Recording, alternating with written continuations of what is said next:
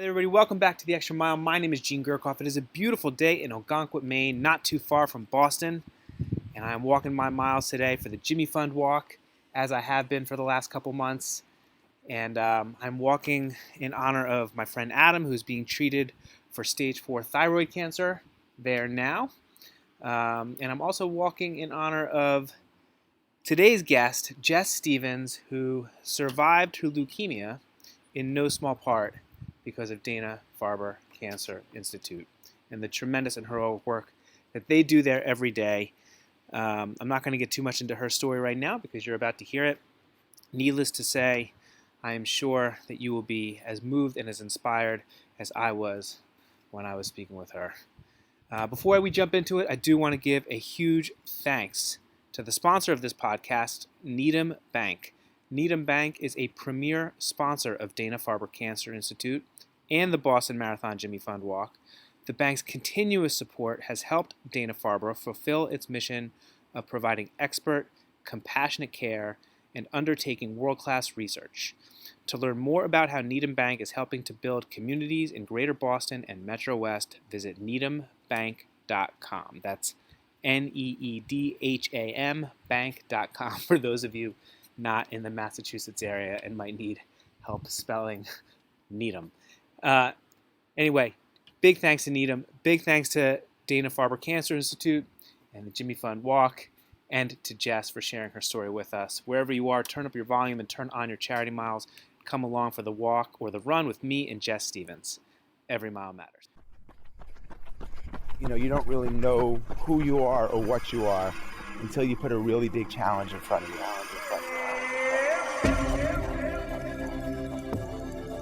Fear is an asset and ally here to help you be magnificent. This crazy, silly, stupid idea to run across the Sahara Desert. You did make it this time, but you said if you didn't make it, you would try again and again. Everybody's connected to nature, connected to music, to their families, and now we're going to build a world that doesn't have racism and war and starving kids. I kept telling myself, run at me, and just keep smiling. Hey there, Jessica. How are you? Good. How are you? I am doing good. Thank you so much for making time to chat with me this afternoon/early evening. Well, where are you calling in from? I am calling in actually from the Cape. I am here with my husband. Yeah, and I am walking around a little neighborhood.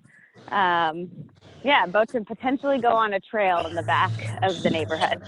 Do you live on Cape Cod? But yeah. During the quarantine, I have been. Yeah.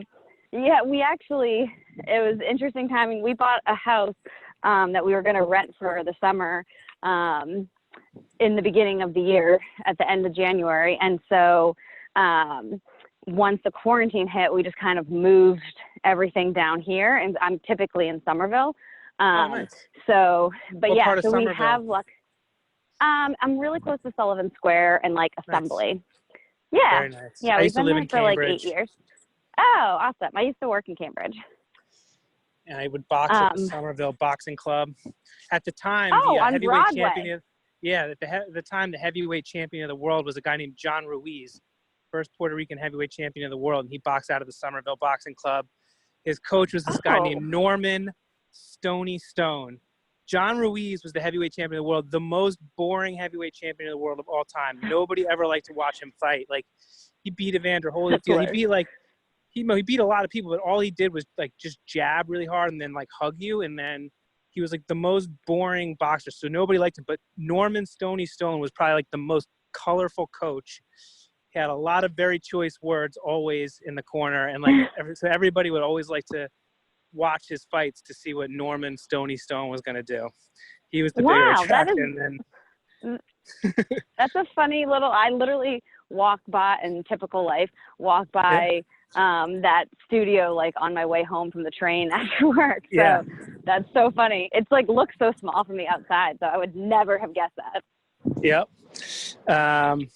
Hey, so you live in Somerville. You've been riding out the quarantine down on the Cape. That sounds that's where you're from, is the Cape? No, my grandparents are from it, and my parents have retired, and so the house that we bought is right next door. So That's it all nice. came. Yeah, it was kind of like a little, like it was. I don't know. It was kind of, not to say spur of the moment, but it was like all stars had aligned, and the family we bought it from, her daughter actually had the same cancer that I had, so we really hit it off with the family. There was all these things that I was a big science person. I was like, oh yes, this is we need this. This is a good thing. So anyways, but yeah, so we had just bought it, and then everything started going down. So it's actually been like, awesome to be out of the city, because we live in a condo in Somerville. So like, it's just been nice to be by the beach and like there's way less people, obviously, which is ideal in this situation. So, so we've been riding it out down here, which has been nice. Hey, so where you are walking now, just so people can kind of visualize who are hopefully walking or running along with us, what is it like where you are right now? I'm getting to the end of a little cul-de-sac, and there's some like wooded trails. There's like bike trails. And so I'm walking into that right now. I do this a lot at night, and I take my dog here and stuff. But just a bunch of trees and pine needles on the ground and me. Very nice. And so I can maybe envision myself walking there right now. I'm walking through New York City. It's like walking inside of a bowl. It's like walking inside of a bowl of soup right now. It's so hot.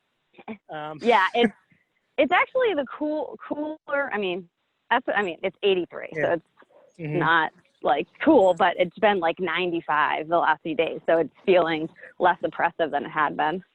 So for the people out there visualizing where we're walking right now, if you have to choose between walking along with me or walking along with Jessica, definitely visualize yourself walking along with Jessica. It's going to be much more I'm in a serene spot. Yeah, scenic.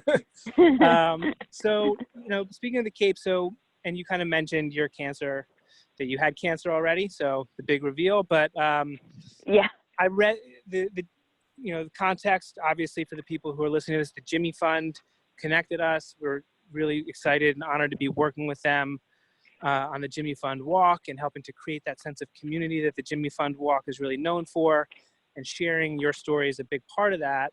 And so they sent me, some information about you, and they sent me an article from the Cape Cod newspaper about you, which is why maybe I thought you were from the Cape. But so I've read that, and I'm sure that gives me just a little bit, but instead of me summarizing like your story, can you just give people, like, tell your story and what your experience has been, how you come to the Jimmy Fund? Sure. So I was diagnosed with acute ALL, which is leukemia, and that was when I was just about to turn 25, and so that was the first time I really had been exposed to Dana-Farber, but it went from 0 to 60 very quickly. When I was diagnosed, I went right into the Brigham, and I was there for about 30 days for my induction, which was just kind of a full-blown chemotherapy and keeping me in the hospital. And but I went on a 2-year treatment plan that I was with the Dana-Farber and the Brigham basically the whole time. And so obviously a lot of ups and downs. My first year, I wasn't able to work. So it was like my full-time job was kicking cancer's ass. The people at the Jimmy Fund were, it was a long time. And it was definitely in an interesting period of life. I was just kind of I'm in marketing, and I was getting that going. And so it just felt like a lot, obviously, at the time.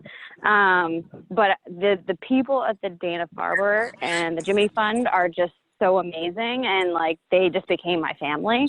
And they just took such good care of me, and then they took care of my actual family in all these different ways of supporting them. So I spent the first year like really intensive. I was at the Brigham in overnight care for about 100 days. I had a few different types of complications that popped up. the biggest one was pancreatitis, which was due to one of the chemotherapies that I was on.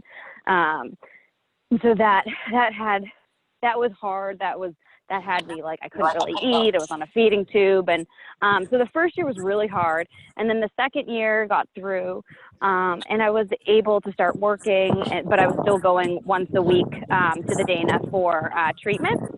So, so I got just really involved in the community there. And when I, graduated, I would say, or finished chemo, I had my last one on March 30th, 2016. So just over 2 years, because I was diagnosed in February 2014.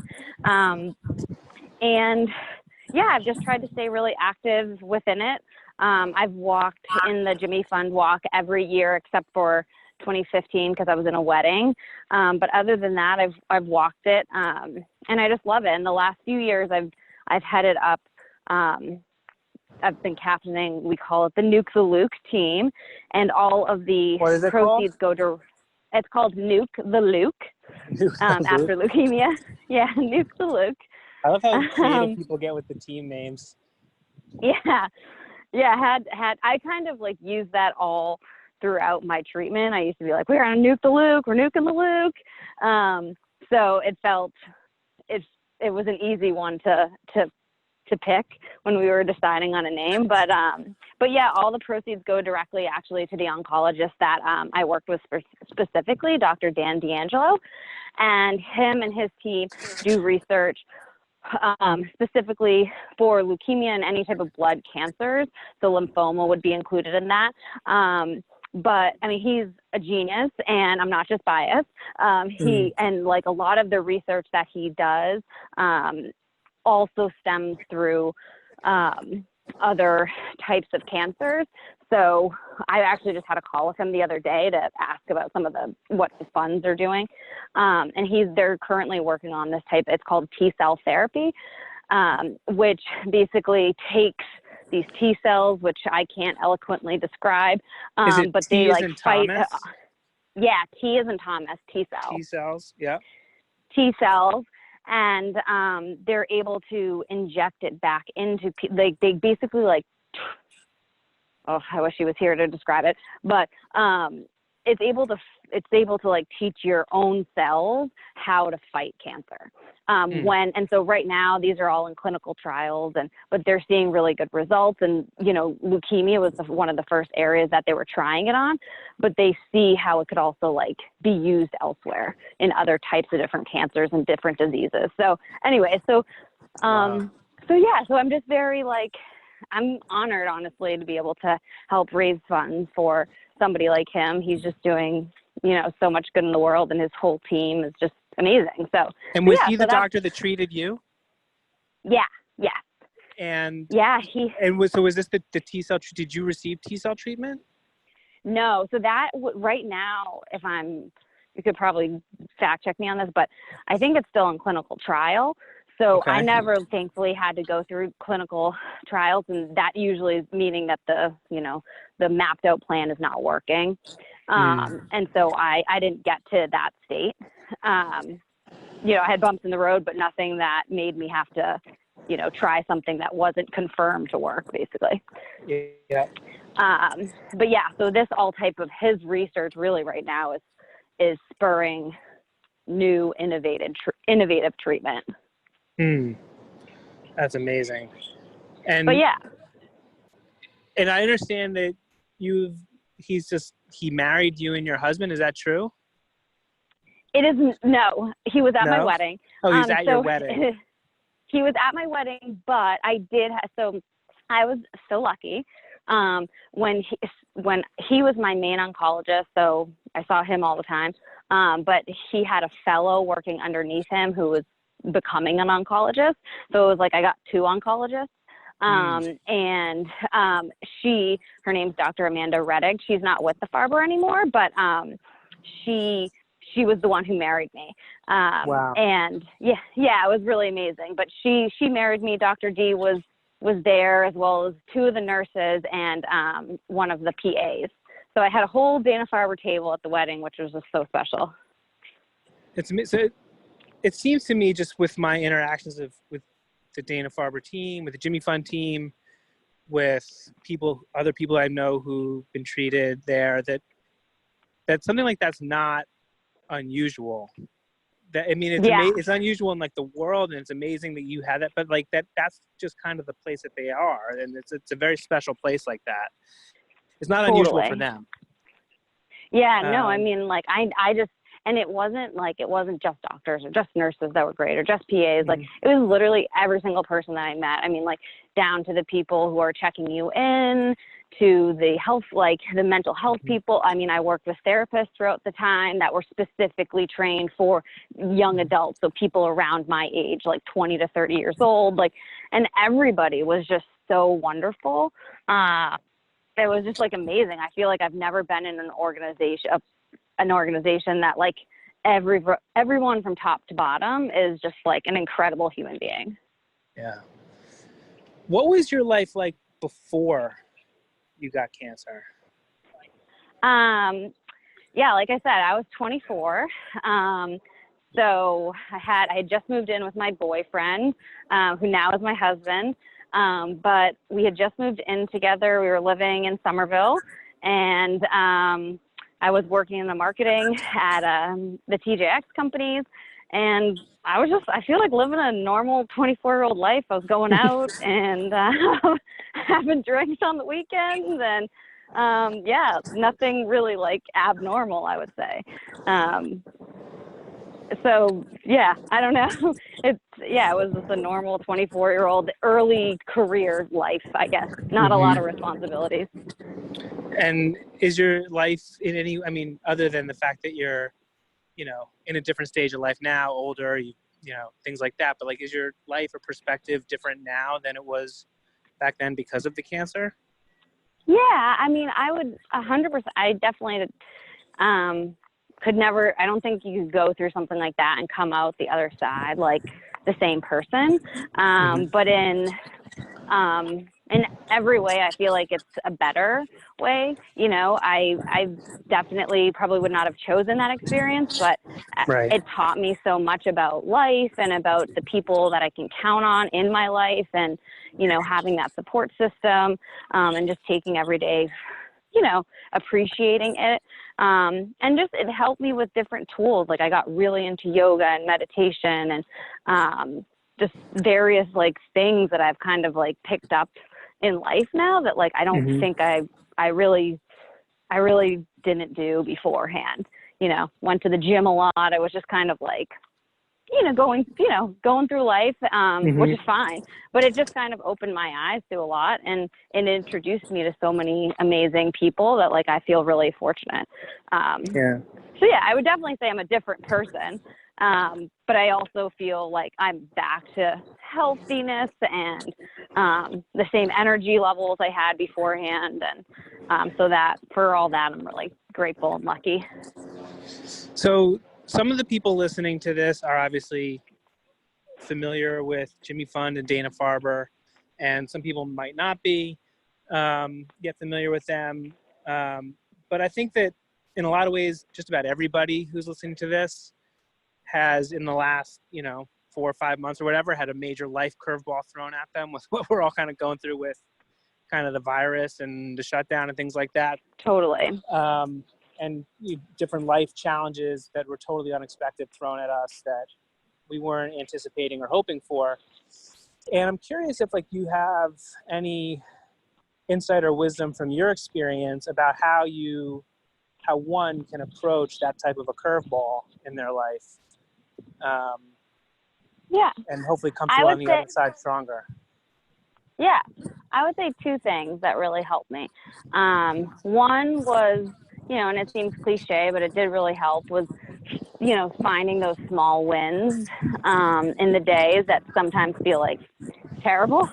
Whether it's a friend visiting or something fun, I don't know, like just like really being proactive about like finding something to be thankful for and grateful for. And then the second thing I would say is just like trying not to look too far ahead or try to plan too much. for me, like I'm a big planner. I like having things to be looking forward to and goal oriented and everything. And so that was really like the first time in my life that I didn't have control really, if anything. Everything was kind of out of my control, and I definitely didn't love it. But you know, in the first few weeks, my Dr. D had laid out kind of the map of the 2 years, what it's going to look like, all the different things that were going to be coming my way.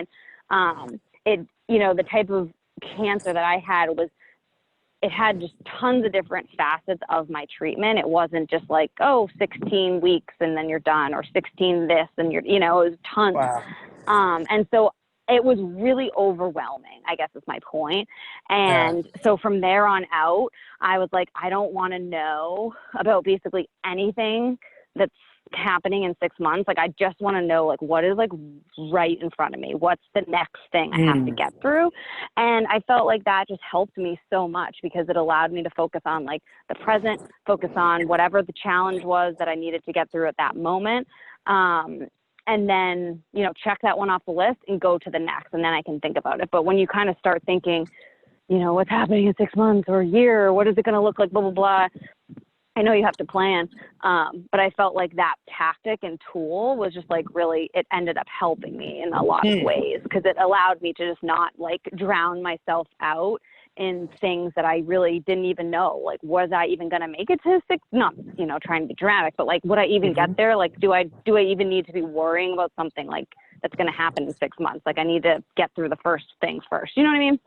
Yeah. So I guess that would be, I mean, I can't even imagine like the fact that they said, here's your 2-year plan. Like, that must have been like, it was a lot. Like, my eyes were bugging. Like, cause I can, you put like I'm a distance runner. So like a marathon, like that's a long way to go, but that's, you know, half a day, you know, 4 hours, 3 hours, 5 hours, depending on how fast or slow you are. But like, that's not even a day. When you say like this is an ordeal that you're going to be going through for 2 years, even like the coronavirus, right? They said, here, we're going to have a lockdown for 2 months. And here we are, like, you know, 4 or 5 months later, whatever it's been, and still going through it with no end in sight. But like, when you have a problem that's like this long, like what I found, at least through, is almost exactly what you said, where like I'm on a really long run and I get to that, like, I just try to run from tree to tree. So it's like, all right, I got to get to that next tree. It's not about the however many miles I have left. It's like, I got to get to that next tree or that next stoplight. Or the next. It's funny that you say that you're a marathon runner. Yeah, because my dad actually, like, first month or so, once we knew it was going to be 24, it ended up being almost 26 months of treatment, because just things went a little long. But he's a big sports guy, and he started comparing it to a marathon, and that every month was another mile marker and blah, blah, blah. And we kind of used that analogy the whole time, and that we only needed to look to the next mile and blah, blah, blah. So it's funny that you say it was. Very interesting. Well, so speaking of marathon, what are you doing? When you do the Jimmy Fund walk, do you do the 26.2? What distance do you usually walk when you do it? I do not. My dad did the 26.2 the first year. But I do not. I do the 10K, which is, you know, it's not a marathon. I'd love to maybe get up to the half marathon at some point, but I'm not a huge runner. And I try to make this day more about like family and friends. And so like the 10K takes us about 2 or 2.5 hours. I don't know. My mom likes to stop for every snack. And it's like, it's a lot, but yeah, no, we do the 10K. So it's like 6 something miles. And yeah, and that way we get like a decent amount of people. And then like I have little nieces and stuff. They've the last few years have done the 5K. So hopefully maybe one day I can do a half marathon, but at this point, we do the 10K. I have a feeling you can do a half marathon. Yeah. I have a feeling you can do it. I know, when I was actually going through treatment. Maybe this is the year, you know, 13.1 miles out on the Cape through those trails. It's just, you know, it's half a day. That's true. I know, yeah. See, like, I feel like I could probably do a half marathon, but I might lose some of my companions for the walking. But I would say at some point I think that'd be cool. When we were doing this analogy over and over and over again for the 2 years, I was like, when I finish, I'm going to learn I'm going to do a real marathon, blah, blah. And, I'm 4 years out and I haven't been training for a marathon at this point, but maybe one day. What is your favorite part of the Jimmy Fund Walk when you actually do it in Boston and everyone's there together? I would say just like the sense of community. It's like everybody, it's not just my little community of my family and friends.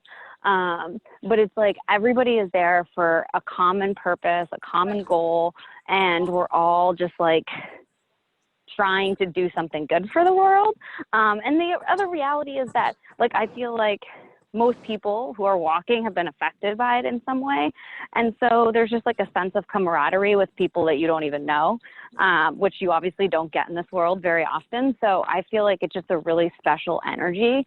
And for me, like as a survivor, I feel like it's a day of just like a lot of gratitude. Like I always just feel, got choked up. I just always feel really grateful when I'm walking with my family. Yeah, and I know so many people don't get that opportunity, so it feels so blessed to be able to do that,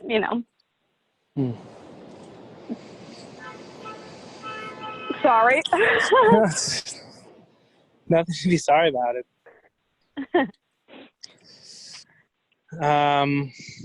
Well, will you be able to walk with your family this year?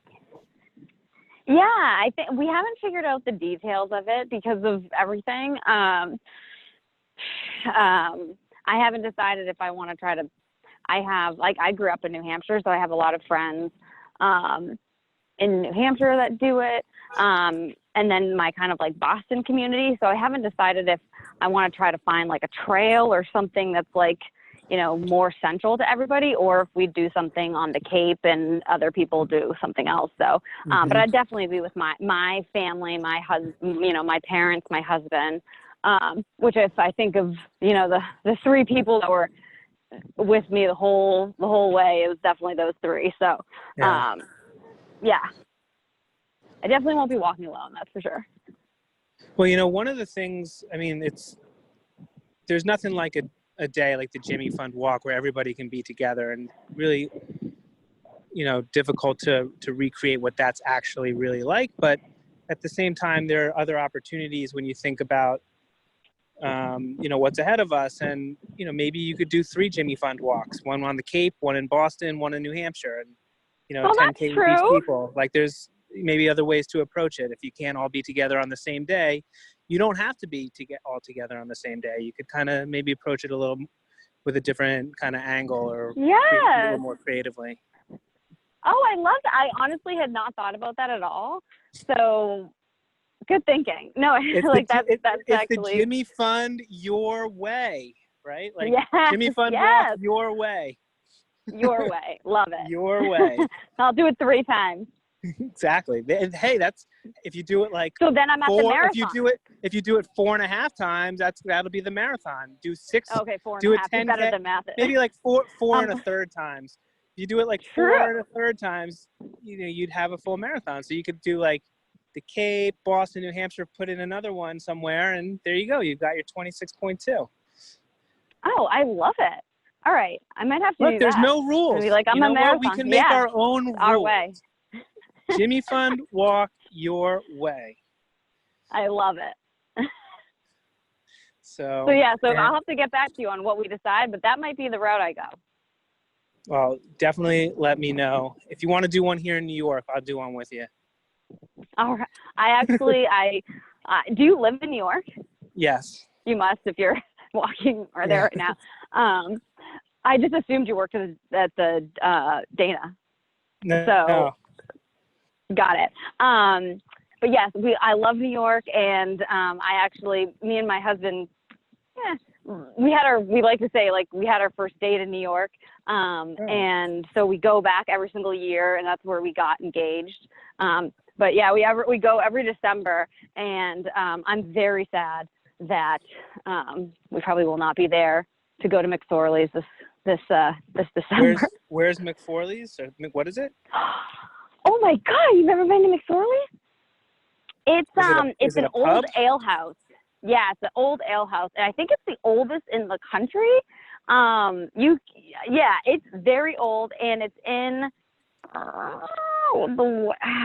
so horrible with like the names of the area. If you just type in I'm going to email it to you afterwards. It's so great. You can only get dark or light beer, and that's it. And when you order one, they give you two. Like they give you two little things. Yeah. What part of the city is it in? It is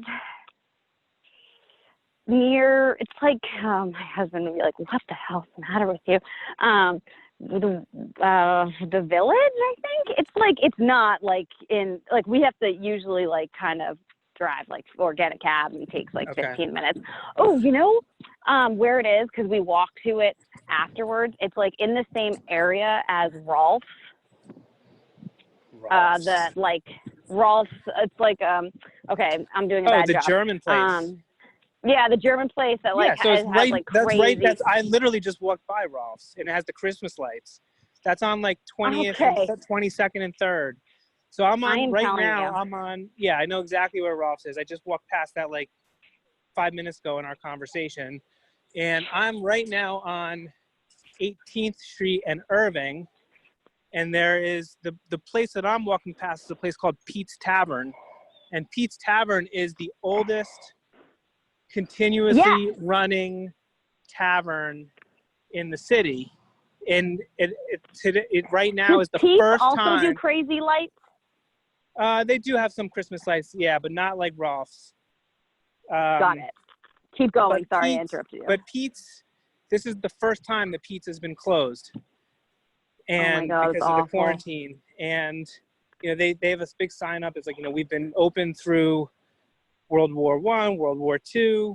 Actually, my grandmother who grew up in Harrisburg, Pennsylvania. She went to NYU, and Pete's like when she was in college back like World War II days, and they used to hang out at Pete's Tavern for nickel beers. And oh my so that's where I'm walking past right now. Wow, that's so sad though. Yeah. I hate it. All right, I'll send you the McSorley's. If you live in that area, I can't, you've got to go. It's so fun. It's just like, it's a dive bar, but like it's just so old school and awesome. But we go there like every time I'm in New York, I have to go to McSorley's. It's the only thing I have on my list. I'm looking at the sign on Pete's Tavern right now. They were open in 1864. They've been serving people at this place continuously since 1864. This is the first time they've been closed. Interesting. Okay, well, McSorley's got to be like here's the deal. When you come to New York, that's leg number 4 of your Jimmy Fund walk to make it 26.2, and maybe we can do a little walk around the city and hit up a couple of the taverns for a beer at each place. Make it a little maybe a pub crawl version of the walk. of the last leg. We'll make sure we get you 26.2. That is definitely my type of walk. That sounds fabulous. We could hit up Rolf's. We could hit up McSorley's. Is it McSorley's or McForley's? Sorley's. McSorley's. McSorleys. Got it. I'm sure I pass it all the time and don't even recognize it if it's just like part of the neighborhood. Yeah, it is kind of like, it just doesn't look flashy or anything from outside, but it's just so old school and awesome. And I feel like every time we go there, like we meet people and start chatting, which doesn't really happen, I feel like, at a lot of bars anymore. I don't know, So yeah, it's awesome. You'll have to go check it out. We were just talking about it the other day because I was thinking like, oh my God, like they only have they don't have really food. They have some, but it's not like great. Like it's like saltines and cheese and like it's like old school food. Literally, they serve saltines. And so like, I was like, oh my God, what's happening to them? Yeah. So you'll have to maybe look it up, and if you walk by, and you can report back to me if it's still kicking. You know. Well, that's going to be leg 4 of the Jimmy Fund walk your way. Love it. 26.2 this year. I'll be walking with you in spirit for the other legs as well. And So great. really grateful that you took the time to share your story with us today. And it really is an honor. Really is an honor to be walking with you and everyone else at the Jimmy Fund Walk and Dana-Farber. It's just an incredible organization, and they've, there's helped so many people like you. It's just, this one story is just like a little light into what they do. So thank you for sharing it with us. Totally. No, thank you so much for having me, and thank you for everything you're doing to, help push along Dana-Farber and the Jimmy Fund. You bet. And all their great efforts. Thank you. And thanks to everyone out there for walking or running along with us today. Every mile matters. Thank you, Jess. Thanks.